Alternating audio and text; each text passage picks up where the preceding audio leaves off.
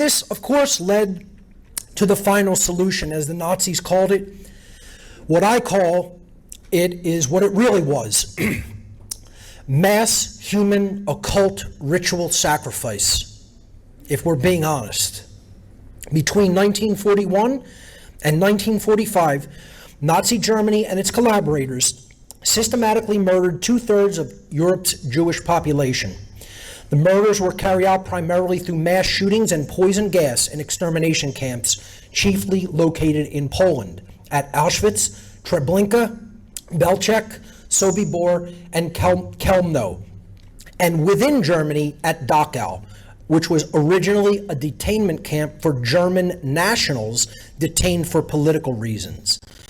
On November 9th and 10th, 1938, the Nazi regime orchestrated a nationwide pogrom called Kristallnacht, the Night of Broken Glass, against Jews, also known as the November Pogrom, or November Pogrom.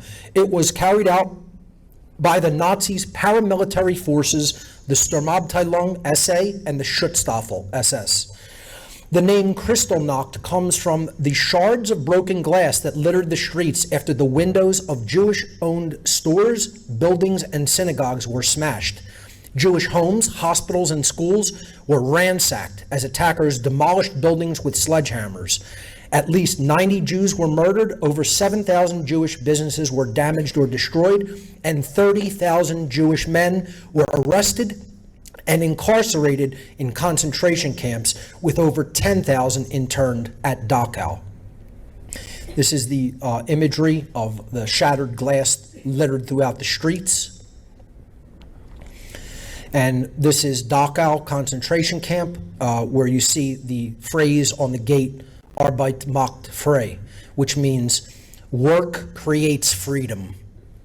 Or in other words, work will set you free. After Germany invaded Poland in September 1939, occupation authorities began to establish urban ghettos, like the Warsaw Ghetto, and to segregate Jews. Following the invasion of the Soviet Union by Nazi Germany via Operation Barbarossa in June 1941, the systematic murder of Jews by the Nazis began in full force, with around 1.5 million Jews shot by German forces and local collaborators. This was the very beginning of the Holocaust. These executions often took place a few kilometers from a town. Victims were rounded up, marched to the execution site, and shot, with their bodies falling into previously dug mass grave sites.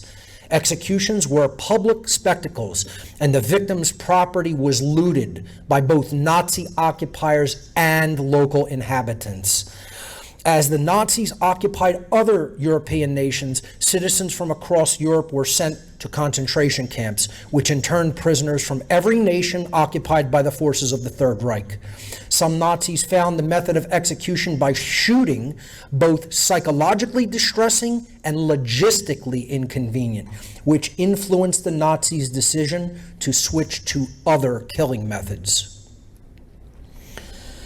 The Schutzstaffel's Einsatzgruppen, or mobile killing units, were first deployed in 1941 and were initially organized to facilitate mass shootings. They soon employed the technique of mass murder by poisonous gas. Their victims were forced into specially designed vans or trucks and killed with the vehicle's engine exhaust before being transported and dumped into mass graves. In early 1942, the highest levels of the Nazi government decided to murder all Jews throughout Europe, what they called the final solution. Nazi extermination camps were usually located along rail lines to make it easier to transport victims to their deaths, but in places that were remote enough to avoid notice by local populations who claimed that they knew nothing of what was happening. Victims were deported by trains to extermination camps, where most were killed via poison gas. Victims were typically deported to the camps in overcrowded cattle cars, seen here on the upper right.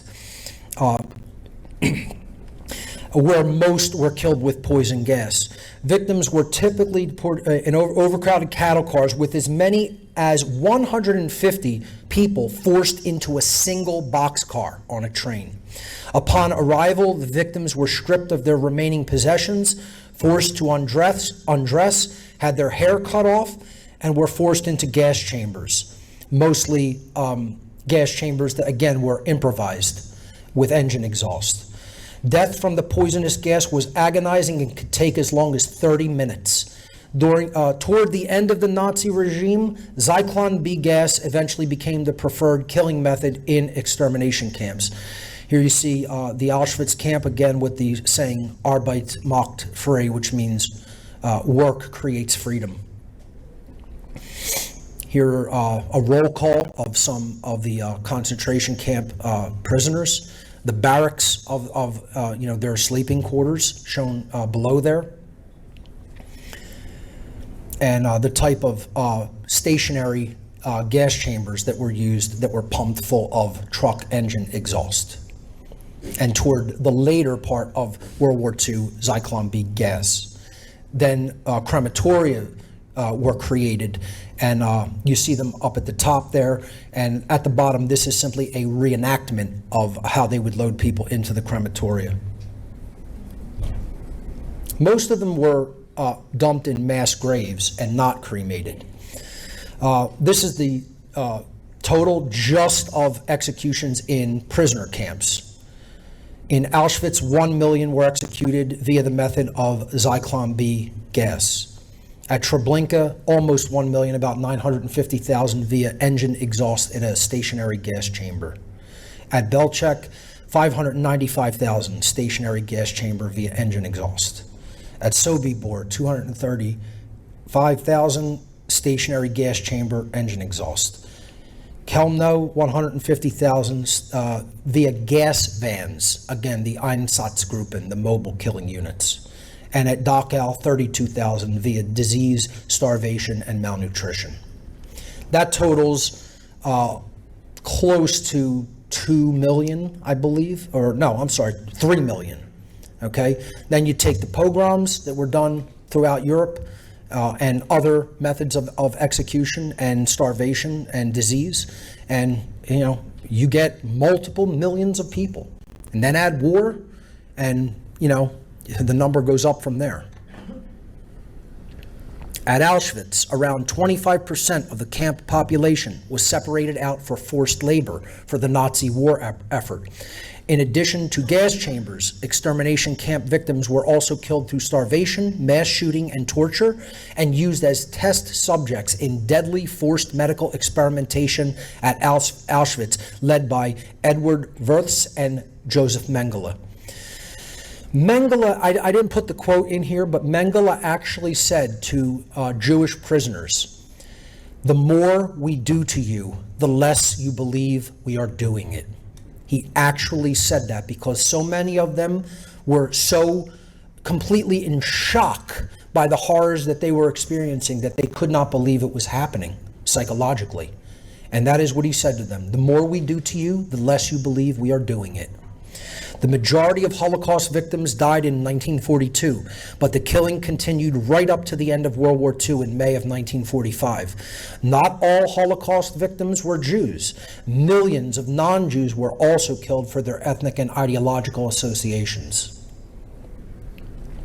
The word Holocaust is etymologically derived from the Greek adjective holos, meaning whole, and the Greek adjective kaustos, meaning burned. Thus, it means literally burned entirely or immolated. And it has become the most common word, Holocaust, to describe the Nazi extermination of Jews and other undesirables, such as Slavs, Poles, Romani, and others during the Third Reich. The Nazis themselves used the phrase final solution to describe their genocidal actions. An estimated 250,000 Germans, about 250,000, were directly involved in killing Jews during the Holocaust.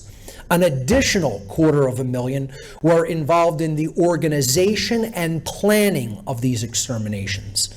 Genocide required the active and tacit consent of millions of Germans and non-German collaborators alike.